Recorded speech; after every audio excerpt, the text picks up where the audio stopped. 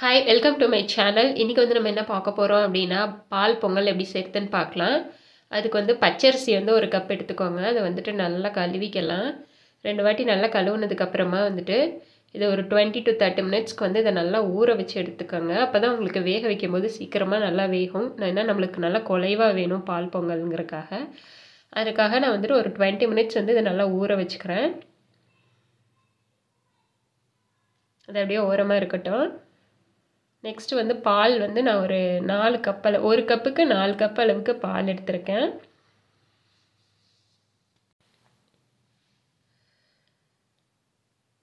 இதை நல்லா நம்ம பாயில் பண்ணி எடுத்துக்கலாம். இப்போ நான் பால் வந்து நல்லா பொங்க ஆரம்பிச்சிருச்சு. இந்த டைமில் வந்துட்டு நம்ம அரிசியை வந்து சேர்த்துக்கலாம். தண்ணியை நல்லா வடிச்சிட்டு நம்ம அரிசி சேர்த்துக்கலாம். இது நீங்கள் குக்கரில் கூட வைக்கலாம். குக்கரில் வச்சிங்க அப்படின்னா இதே ரேஷியோ தான். பட் வந்துட்டு நீங்கள் ஒரு 3 to 4 விசில் விட்டு எடுத்துக்கோங்க.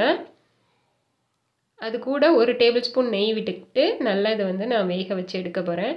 இது வேக வைக்கும்போது வந்துட்டு இடையில கிளறி விட்டுட்டே இருக்கணும். ஏன்னா பாலுங்கிறதுனால நம்ம வந்து கிண்டி விட்டுட்டே இருக்கணும். அப்போ தான் உங்களுக்கு வந்து அடி பிடிக்காமல் நல்லா வெந்து வரும். உங்களுக்கு கெட்டியாகிற மாதிரி இதாக இருந்துச்சு அப்படின்னா கூட இன்னொரு கப்பு பால் வந்து நம்ம ஆட் பண்ணிக்கலாம். பால் இதில் தண்ணி கூட நீங்கள் ஆட் பண்ணலாம். ஆனால் பால் ஆட் பண்ணால் உங்களுக்கு இன்னும் நல்லா ரிச்சாக க்ரீமியாக இருக்கும் சாப்பிடும்போது. இப்போ எனக்கு வந்து ரைஸ் வந்து நல்லா இப்போ குக் ஆயிடுச்சு.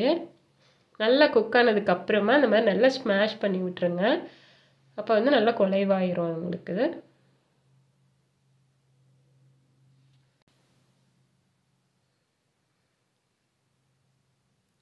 இப்போ வந்துட்டு நான் கொஞ்சம் ஒரு 1/4 டேபிள் ஸ்பூன் அளவுக்கு வந்து இதுக்கு உப்பு ஆட் பண்ணிக்கிறேன்.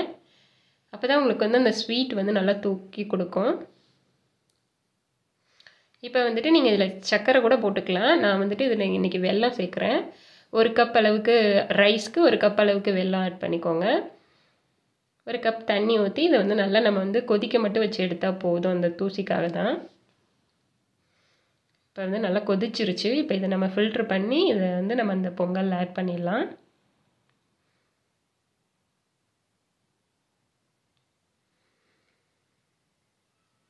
நல்லா அதை கலந்து விட்டுக்கோங்க.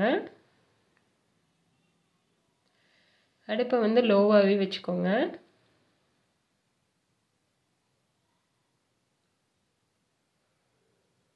இப்போ நம்மளுக்கு வந்து தண்ணியாக இருக்க மாதிரி இருக்கும். ஆனால் கொஞ்சம் ஆற இது வந்து நம்மளுக்கு திக்காக தான் ஆயிரும். கடைசியாக கொஞ்சமாக ஏலக்காய் தூள் ஆட் பண்ணிக்கலாம்.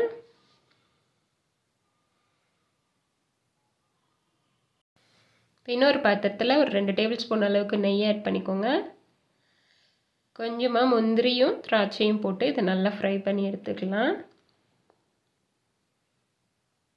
கருகிராமல் உங்களுக்கு வந்துட்டு லைட்டாக மீடியம் ஃப்ளேமில் வச்சு நல்லா ஃப்ரை பண்ணி எடுத்துக்கோங்க.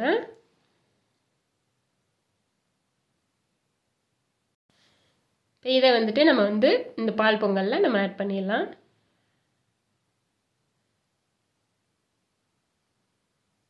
நெய் வந்துட்டு நீங்கள் இன்னொரு ஸ்பூன் வேணும்னா கூட ஆட் பண்ணிக்கோங்க.